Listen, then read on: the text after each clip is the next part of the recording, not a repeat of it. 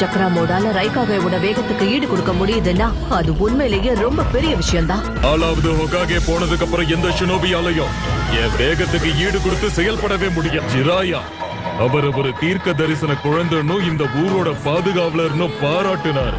அவரை விட அற்புதமான ஷினோபியை நான் இதுவரைக்கும் பார்த்ததே கிடையாது. எங்க அப்பாவை உங்களுக்கு தெரியுமா?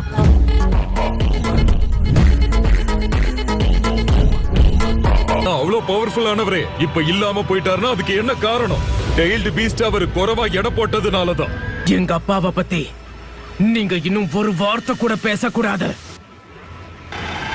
என்னுடைய அப்பா 4வது ஹோகாகே எந்த விதத்திலையும் தோல்வி அடையல. நீ இங்க இருந்து போகணும்னா அவனை கொல்றதுக்கு கூட தயங்க மாட்டேன்.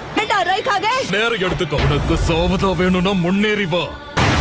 இது எவ்வளவோ பரவாயில்ல. பிரச்சனையை கண்டு பயந்து ஓடுற கோல கிடையாதுன்னா உன்னை போக அனுமதிக்க மாட்டேன். சொல்றத கேட்க தயாரா இல்லல.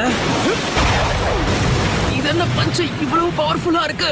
சுனாடே பாட்டி, உங்களுக்கும் நான் சொல்றது புரியலையா? என்ன போக விடுங்க. நிச்சயமா இந்த விஷயத்துல என்னால தனிச்சு செயல்பட முடியாது. உங்களுடைய நிலைமை என்னங்கிறது எனக்கு நல்லாவே புரிஞ்சிடுச்சு பாட்டி. என் வழியை நான் பாத்துக்கிறேன். தப்பிக்கவே முடியல.